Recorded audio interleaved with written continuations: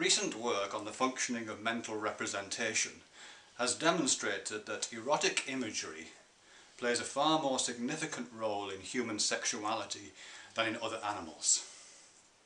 Most human sexual behaviour, both solo and with a partner or partners, is augmented by mental representations of sexual acts which serve as both stimuli for the commencement of such activity and as accompaniments to it. And this capacity for a vivid, erotic imaginings widen the opportunities for sexual arousal. The stimulatory effect of such fantasy is evidenced not least in the far more frequent and more varied masturbatory practices found in humans than in our nearest primate relatives, and in the ubiquitous presence of erotic imagery within these practices. Human males of college age masturbate to orgasm on average every 72 hours, whereas chimps and bonobos rarely self-stimulate to climax. This is not to say that apes do not play with their genitals, but such play rarely leads to ejaculation, and when it does is almost invariably in the presence of some actual stimulus, a fertile female, for example. The disparity between the masturbatory practices of these two closely related species may be due to what might be called an enhanced erotic imagination on the part of humans, which allows us, to produce highly detailed representations of sexual scenes and potential partners. We are able to summon up at will personalised virtual erotica of a complexity and a vividness which would put Anais Nin, Hugh Hefner and the Marquis de Sade to shame. A faculty which seems to be unique in the human kingdom, at least to the extent that we possess it.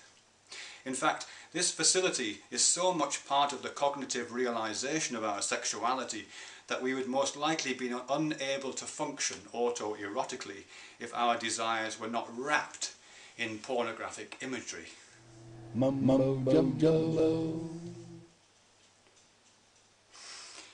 This paper will consider the possibility that this trait of the human ape to imaginatively realise sexual encounters lies at the origins of modern human consciousness.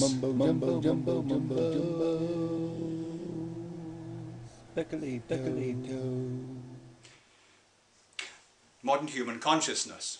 Those early hominids who first acquired a capacity to be aroused by imagined erotic experience had a significant reproductive advantage over those who were bound only to the attractions of the actual. It will be noted in passing that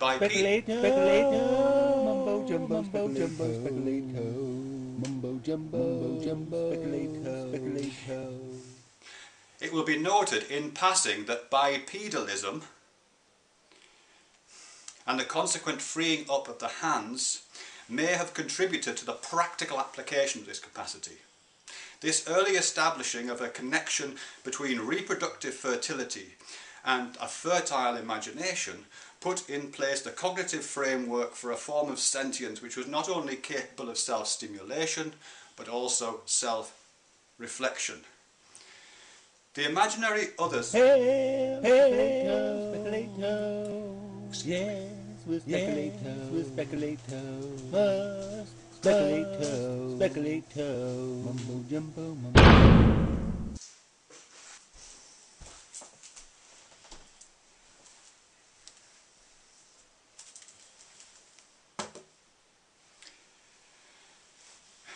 The imaginary others, who initially populated the erotic fantasies of our hominid ancestors, became the internal characters and narrators in the sensual autobiography that comprises contemporary consciousness.